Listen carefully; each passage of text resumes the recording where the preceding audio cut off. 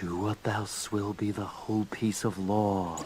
Welcome back. Or if this is your first time, welcome. Let me ask you a question. How would you like to meet the most generous man alive? Now, that may seem like an obvious question. Of course, he's going to give me money, or he's going to give me some other interesting thing. But what if I said you could meet the most altruistic man alive? Wouldn't you take that even further? He's gonna go to bat for me at basically every applicable occasion. And I mean, if I told you this man was a lawyer, you're like, I'm set for legal services for the rest of time, effectively. But what if I told you that you wouldn't? And if you accepted that offer, it would be a monkey's paw that you could see the finger curl and you knew doom was approaching. Because I wouldn't believe me either if I didn't know the context of who I was talking about. Today, we're going to be discussing the godly altruism of Francis E. Deck. Now, for the uninitiated, Francis E. Deck is a lawyer who lived in New York City in about the 1960s to 1980s is when he was most important. He mailed off a bunch of, frankly, insane pieces of paper that have been dubbed by people who follow him as his rants. And we have about 1819 nowadays, because with the addition of this Computer God Secret Archive, that took it from 12 to about 19. Now, this is the Spark Notes. If you want a more long-winded explanation as to who this man is and why his godly altruism is not something you would want, please click the little card up there to go view the entire playlist that I have about this man, because I personally think that it is worth watching if you want the full context of what he's about to go into. If you just want to understand this at a surface level, be prepared to be thrown into the local politics of Nassau County. Now, if you don't know where Nassau County is, it's on Long Island. It is apparently, according to this rant, one of the richest counties in the country. I don't know how well that's held up, but you're going to see why this monkey's paw will curl and why altruism is sometimes a bad thing. But I'm not going to tell you myself. I'm going to let the most altruistic man in the world tell you himself in his own words. Now, I'm going to tell you this has been adulterated, mainly to remove as much of the explicit material as I can. If you ever wanted a full transcription, it's in the description, done by one of my friends, and the whole 98% of it is there. If you want to read the rant for yourself, there's also an archive link in the same link. And also, eagle-eyed viewers, aka the 20 people that watched the last video, will recognize that I forgot to put the transcription in the last one, so To Be Burned Alive is also down there as well. So, without further ado, let Francis E. Deck explain how his godly altruism manifests. The godly altruism of Mr. Francis E. Deck. Throughout my life, the usual cowardly, deadly, dangerous, lowly Ginny, not only Mr. Deck, but even Black radio station, LIB, New York City, in detail exposed how Ginny Mafia gangsters Alfred DeBello and his partner Mario Cuomo, as supervising officer of United Nations Relief for Central America, swindled millions of dollars with forgery, perjury, robbery, bribery, theft, even check laundering. Wide open. Even every Ginny knows. Maroon, mucha money needed for Romano kosher governorship. Ginny Gangster Ferrara, District Chief Attorney of Queens County.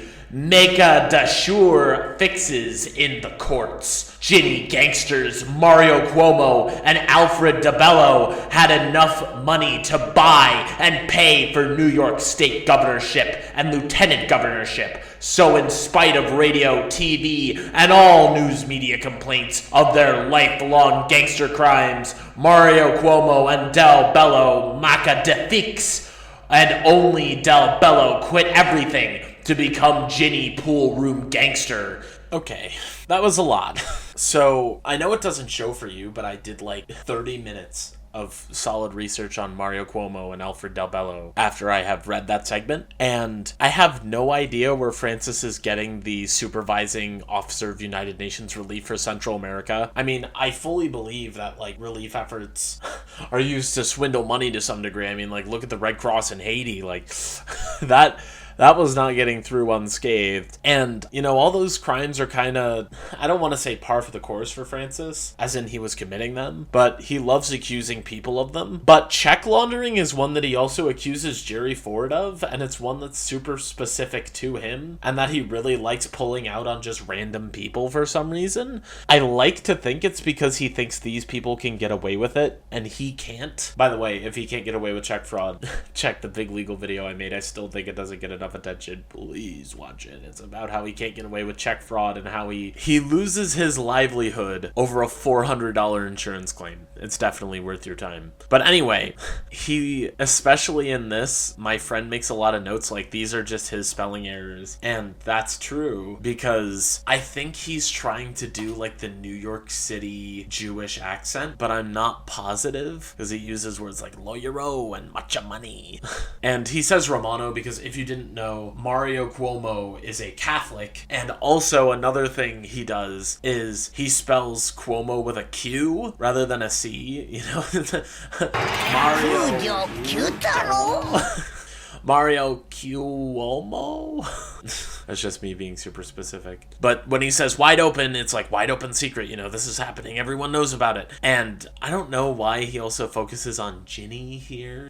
For the uninitiated, Ginny is like an insulting term. It's supposed to mean someone's like a little old, maybe feminine, or, you know, incapable. And he also talks a lot about this man named Ferrara, and she/he is going to be covered later, but considering it's the district attorney, I assume he's referring to District Attorney Ferrara, who will make a da fix, who will make a da sure. That he just really likes to do the little accents in here, and he strongly asserts that Mario Cuomo and Alfred DeBello paid for their governorships and lieutenant governorship respectively, even though they had this gigantic pushback from a bunch of people, but that's down the line because he hasn't mentioned who that's with yet, and then I'll cover the drama that ensues from this gubernatorial race. And I like, in addition, how he says like, oh, DeBello quit everything because he wanted to be a pool room cigar smoking gangster, and he says himself he was just like, I was bored, Cuomo didn't give me anything to do, so he just went into private business and then retired and then passed. I guess that was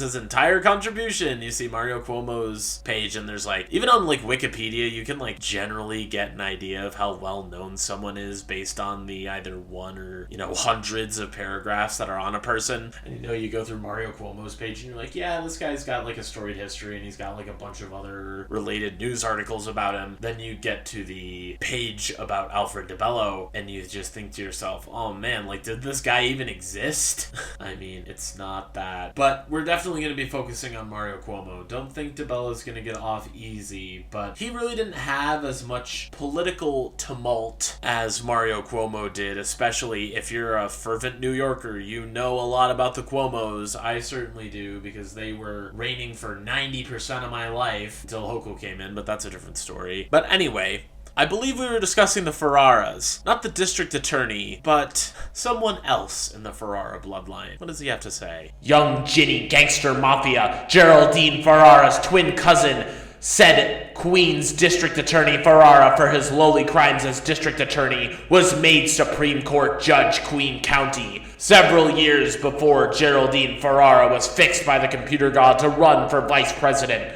For several years, Geraldine Ferrara, maiden name, and her husband, Zavaro, with her said twin cousin Supreme Court Judge Ferrara, conspired and swindled millions of dollars from dead people's estates. The said Ferrara, as Supreme Court Judge in charge, was an absolute cover-up. Before the election, the Republicans tried to expose their life of crime, but the computer god covered it up with the farce, backdated slight repayment quote-unquote loans, and many fraudulent court records. The usual computer god's destruction of all standards and values for the overall plan, making the young stinking with rag menstruating Ginny women Geraldine Ferrara El Presidente. She was to become vice president and quote-unquote bump off stupid, lowly, menial, mundial not only our parroting puppet, but worldwide. Everybody watches Mr. Francis E. Deck's Eyesight TV. Even more stupid, mundile. Publicly, he has withdrawn from politics for life to stay alive. Even kosher news media states if Geraldine was elected, parentheses like lifelong gangster felon, kosher disease, Ed Koch, mayor of New York City, even kosher radio station WEVD and Mario Cuomo stooges often call him gay. Ed Koch, end parenthesis. Okay, just want to clarify a few things here. When they say Ferrara, they mean Ferraro, because Geraldine Ferraro was the first female vice presidential nominee from a major political party. And when people talk about Reagan, I feel like they don't talk about her enough. I mean, even though she got steamrolled by Ronald Reagan, I mean, everyone did, so I don't feel bad for her very much. Or I don't blame her, I mean, I still feel bad for her, but I don't blame her. And because of this, I feel this is why Francis says, oh, she was fixed by the computer god. And when Francis talks about Zavaro, he is talking about John Anthony Zuccaro, who is her husband. Her twin cousin, who's the district attorney, is Nicholas Ferraro. And as for the swindled millions of dollars from dead people's estates, I don't know if that is a genuine claim. A lot of these are things that could be true or not true, but I'm inclined to believe Francis because he's not ascribing a weird reason to it. He's just saying this did happen, but also he's schizophrenic and may just be connecting the correct things in the wrong way. So take it with a massive pile of salt if you're going to believe that. I could not find anything on it. And this is the part where Francis gets honestly genuinely political, which feels weird because he's kind of living in his own computer god hell world, and then he's just like, oh yeah, the Republicans and the righteous cause tried to object to this, but the Democrats were just too strong for them. Like, it is also important, all the people he's bashing in this, Alfred DeBello, Mario Cuomo, all the Ferraros, I suppose, are Democrats. All of them are stated Democrats. Even Ed Koch is a Democrat. And since he brought him up, I'm going to explain it when I get to that part. But he says, oh yeah, this was written off as a repayment of loans and a lot of court records, classic Francis E. Deck, everything is made up to frame me. And I just saw a legal case, because I like watching courtroom stuff. I saw a case where this guy's like, oh yeah, everything was framed against me, and effectively the prosecutor had to take him apart by saying like, oh, if they were to more effectively frame you, wouldn't they put this like super incriminating evidence in your house? Why isn't that there? And he's like, I don't know. They frame in mysterious ways. And I was just like, that's Francis E. Deck. That's the closest we're gonna get to a Francis E. Deck trial. So I want to watch the rest of it. But he then goes to insinuate that Geraldine Ferraro was going to bump off, not Mundale. Her running mate was Mondale, aka Walter Mondale, aka that guy you never hear about except when, in the context of the sentence, Ronald Reagan completely steamrolled, and comes kind of close to the modern political thing of the Democrats are just trying to put a woman in office, and the computer god wants a woman in office, and she was going to bump off her male running mate, which was going to get her into the vice presidency so she could bump him off as the computer god wanted, and then she's the president of the United States. And I guess now's the time when I should probably acknowledge it. He doesn't refer to himself as Francis E. Deck Esquire, which is very weird, because in all of his other rants he says, Francis E. Deck Esquire. In this one he just says, the godly altruism of Mr. Francis E. Deck, or everyone is watching Mr. Francis E. Deck's Eyesight TV. And I feel like something changed. And this has to be either a super early one or a super late one. But considering what he's talking about, I assume it's super late. Mainly because he's talking about the gubernatorial elections involving Ed Koch and Mario Cuomo, as well as the 1984 presidential election. I'm going to assume it's one of the later ones, which means maybe in his late stages he finally accepted his disbarment, or he was forced to by someone. I don't know. But I'm going to go slightly into the gubernatorial race of 1983. And this is because does, he mentions Ed Koch with some very not nice words, which actually originated from Mario Cuomo, allegedly, because the Republican mayor at the time was very unpopular. It was effectively a slam dunk for whoever could secure the nomination of the Democratic Party. This may be where Francis gets his ideas of it being fixed from. But your main contenders were Ed Koch and Mario Cuomo. Now, Mario Cuomo and Ed Koch both compete against 3 or 4 other candidates. Both of them get relatively the same amount. Ed Koch gets 19% and some odd percentages, and Mario Cuomo gets 18 point some odd percentages, and they have to go to a runoff where it gets pretty vicious, but Koch wins. And Koch runs as he has the endorsement of the party, but Mario intends on running anyway and splits the vote even though he's encouraged not to. So they go to the election and a bunch of nasty words are said. This is where allegedly he calls Koch the exact same thing that Francis calls him. And obviously Mario Cuomo wins, which is possibly where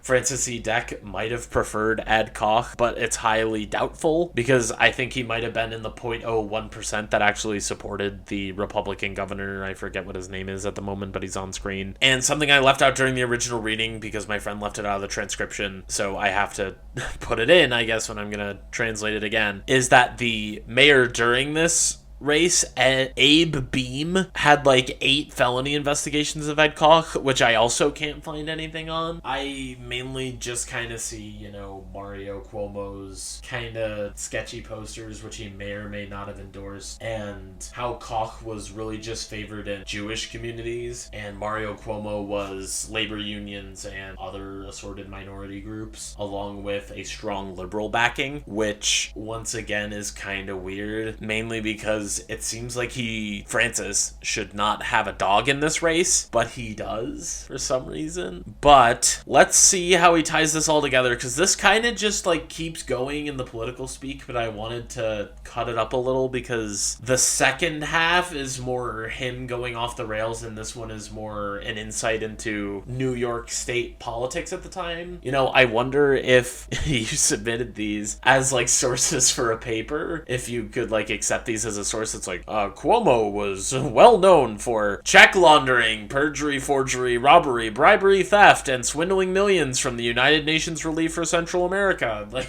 according to Francis E. Deck, formerly Esquire.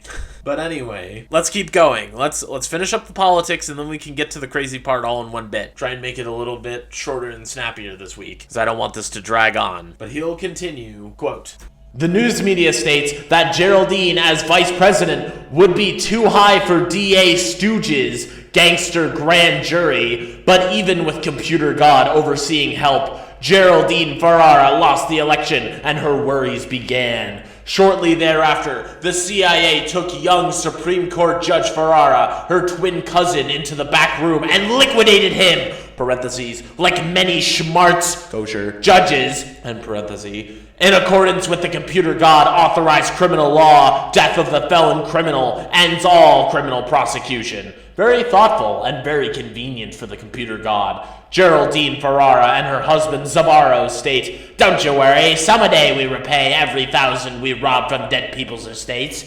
Nassau County was already the world's richest, Kanye, Ginny Gangster County, when I, standing alone, was dragged in chains by these to be burned alive in a public square, worst deadly parroting puppet gangsterism, namely this government. I was made the atonement victim by and for, especially the untouchable to be burned alive, Kanye, disease, lawyer, judge, profession, this computer god parroting puppet lowest deadly untouchable gangsterism government using all of the Frankenstein controls and lifelong watching me on eyesight TV to rob, wreck, and especially repeatedly attempt to undetectably exterminate me, especially while for years here on the corner of Maple Avenue, Hempstead store, I operated my lawyer, real estate, insurance, public accountant, gigantic, black, $3 and $5 any tax form, even cut rate public typist, and monopoly 25-cent notary public, my one-man 7 days a week office, and at nights even till dawn, in 26 Samus PL, 1 block from goddamn city, Kanye, richest village in the world. And here in 29th Maple Avenue, I rebuilt whole kitchens, even putting in whole new windows, floors, rooms, etc. in my 2 beautiful rooming houses, as I monitored my CIA planted deadly assassin rumors, all of my real estate, etc. ads in computer god concocted and always controlled, Kanye. Newsday rag, we're always special, 1 copy for my office, real computer god, Kanye. Muckracy, and always deadly undetectable extermination traps, especially provocation of murder in the, Kanye, United States, empty nation worldwide, Kanye, farce courts. I often appeared, often with a Nash gigantic carload of black people. Okay, I gotta stop him before the last bit. I know I kind of let him run from the politics into his personal stuff, and that is a little bit on purpose because I kind of forgot how this flowed because I couldn't find a good place to stop him. But after, it's basically the liquidation of the Ferraro family, even though Nicholas Ferraro had a wee way of, going out because he was a Supreme Court justice until like 1984 for like 7 years, at which point he was like, yeah, I'm going to go do private practice, and then promptly, expired at the end of the year. So he was really only doing private practice for like 8 months of a heart attack. Anyone ever seen Death Note? Not a little bit of a coincidence there. He's doing that little impersonation of the Ferraros, like, oh, we'll pay back all the money we stole. It's so convenient for the computer god to pay us all this money. We're just like many schmarts judges. And then following classic Francis E. Deck stuff where you just want to completely rail on him, but he then starts to make you feel bad for him because he says that it's like, oh yeah, we're stealing and robbing from people when we're already the richest county in the United States, where, you really don't need to steal from people and you'll get a lot of money if you do because all these estates are worth like millions.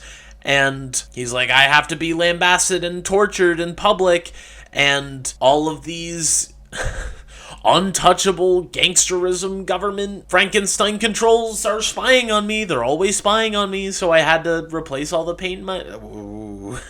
Can't go there just yet. I think that's going to be like 2 weeks from now because I have to get into the longer ones eventually. So I think that one is going to be 2 weeks from now. But, then he gets, kind of sad again, assuming he's writing this in 1984 because he's writing about Ferraro's extermination, the presidential election, probably writing this in early 1985, late 1984, but it would have to be like last 2 weeks of 1984, where he's saying, I had my own private business where I was basically paying these poor costs. I was getting paid basically nothing to do any tax form or type up stuff for 25 cents or, be a notary for 25 cents. And I had to do this for 7 days a week in the richest village in the world. I'm living in poverty while all of these computer god slaves are living the high life, and I feel so bad for him. He's like, I rebuilt my kitchen. I even had to put in whole new windows. I had to redo my entire house because all of my newspapers were 1 copy for my office and they never sent me more, and certain people control our democracy, and there's always these undetectable extermination traps, especially, being provoked into murder in the United States that's controlled by a certain group that a bunch of people have dual citizenship with. He's like, all the courts are farces. And whenever I go to court, I always arrive with a bunch of stinky people that I hate. And it's just such a mixed bag because you want to feel bad for him, but at the same time, you're like, this is so gross. But I really feel bad for him. No man should have to, redo his entire house because he feels that he's being spied on, or he has to fear the people that he probably vetted to live in his house with him, even though that kind of sounds wrong. I don't know what he means by rumors because it's spelled ROOMERS. I don't know if he's just spelling rumors wrong or that's like, I got people to live with me. But knowing Francis E. Deck, he's probably just saying rumors, and he's like, oh, these people are going to assassinate me based on lies because they're being fed them all by the computer god and they don't know any better. I have to defend myself.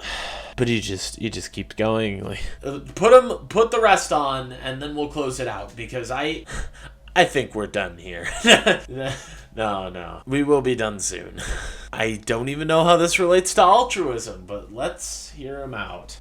This computer god, parroting puppet, lawless, deadly, untouchable gangsterism government, using all of the Frankenstein controls, robbed my large insurance, allowed accident claims, to be tortured and burned alive. Kanye. Diseases, as said, Widlett, Lynn, and Levine, 3 Kanye. who received the highest judge promotions for their many crimes in New York court against me. They even often screaming to what they thought were Kanye. CIA in the back room. They would never try my cases. You are crazy. He will win anyway. I'll never try any of his cases. End quote. Since Mario Cuomo has been governor, the Nassau County Mafia Incorporated gangster government has all Ginnies screaming for my pure white blood to mix in Ginny matzo spread like the Kanye. disease. Parentheses. Addendum. Hundreds of years ago, your computer god, through many thousands of experiments, discovered blood mixed in unleavened bread produced much energy. Based on many further incorrect experiments, your computer god concluded that such blood bread would bring about the overall plan: a light-skinned Kanye. race. Remember, Judea, the computer god changed it to Ethiopia. Judea, remember Haile Selassie, who lived to near 99, the emperor of all Judea? He was the hook-nosed, big, kinky beard envisionment of a Kanye. rabbi. Even in World War I, kosher czarist Russia, Kanye. rabbis in Kanye. courts were given death sentences for their systematic kidnapping and murdering of young white boys and putting their blood into matzo spread. Even in USA Lem books, this history is still to be found. End parentheses. Whoa, recording actually 3 hours later here. Where was I? Okay, I understand where I was. Okay, it's all flooding back. Okay, I get it. My Brain Thoughts Broadcasting Radio is online today. So, I misspoke in the original recording. He originally says, my large insurance auto accident claims. Once again, that's that big old Supreme Court video that I mentioned before. And he's mainly talking about the fact he lost about... If you're not going to go watch the video, completely understand it's 3 hours. So I will give you the SparkNotes version that's required to understand why he is so frustrated about this. He loses about $5,000 in an insurance claim, not to mention all the fees that he's accumulating by filing all these motions, and he loses about $5,000 that he convictedly stole from one Elizabeth Virschning. So when he says, "Oh, they stole my large auto accident claims," he means, you know, they convicted him of stealing money and they made him give it back. And there's that phrase again, to be burned alive. I think that's just his allegory for being crucified in public, or being shown that everyone is against him somehow or ready to kill him. And he brings up these 3 again. Levine, I remember Levine is the assistant district attorney after Robeson, and I don't know who Widlitz and Lynn are, but I would guess they are more lawyers. And we get a little bit more insight into his legal career in the sense of, they would never try my cases. You're crazy. You'll never win. Kind of makes me think that it's another one of those, you know, why should we even bother hearing your cases? Like, you're a hack fraud lawyer and no one would ever hire you, and the people who do hire you are probably gonna lose anyway. And then he just goes into, like, oh yeah, Cuomo obviously is against me because once this parroting puppet computer god Democrat got in charge, they've been screaming for me to mix it into the blood into the bread. And then he's like, oh yeah, the computer god actually discovers that if you mix the blood of Slovenes into the bread, you can gain powers and fulfill the overall plan.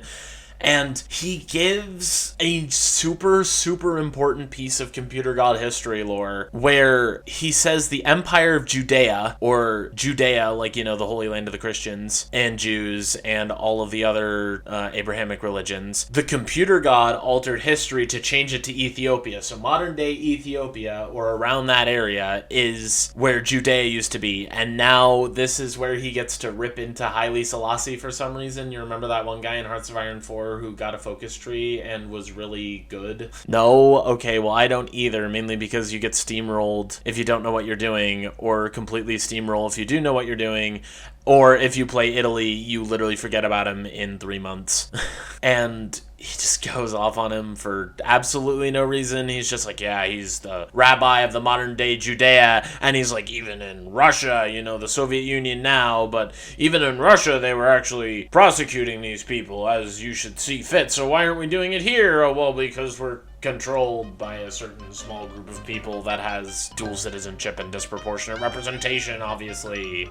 It's just the classic Francis E. Deck goes off the rails and talks about and goes in anti-Semitism again. I mean, what do you want me to say? This one's more confusing, mainly because I don't understand how this one is called the godly altruism of Mr. Francis E. Deck when he barely mentions being altruistic at all. Maybe he's talking about the lawyer fees that he generated, where he's like, oh yeah, I'm paying these super undercut prices for my amazing legal services. I'm only charging $3 to $5 for tax forms or 25 cents for a notary public. Dude, notary publics in New York, like right now, are like $130. 25 cents is a steal, dude. Like, when I had to go get like a permit, I was like, oh, okay, Notary Public, I know what those are. Okay, Francis E. Deck had to charge like what? So I'm gonna charge like $20? And they're like, yeah, $130. And I'm like, no. Well, I had to, but I was just surprised. I think he's talking about how it's like, oh yeah, I was operating this 7 days a week for basically nothing, and I had to renovate my entire house on my own dime, even though the CIA replaced all the paint in my walls and put cameras into them. So I had to go undo all that stuff, and I'm also noticing the dual citizenship of a lot of our senators. Are they really out to serve our best interest? I should stop before I dig myself into a hole I can't get out of. So, on that note, parroting puppets, I would stay tuned for more. Next week is probably going to be another one of those philosophizing videos, but it's not going to be rushed this time. I'm actually going to record it before I go on vacation this time. So, maybe just the editing will be a little rushed instead of me sounding like I'm wandering down the road waiting for a cop to pull me over or arrest me, or both. Because remember, even in Tsarist Russia, the most lowest deadly gangster country on earth, they still prosecuted who they needed to prosecute, unlike in the United States. Also, like, comment, and subscribe.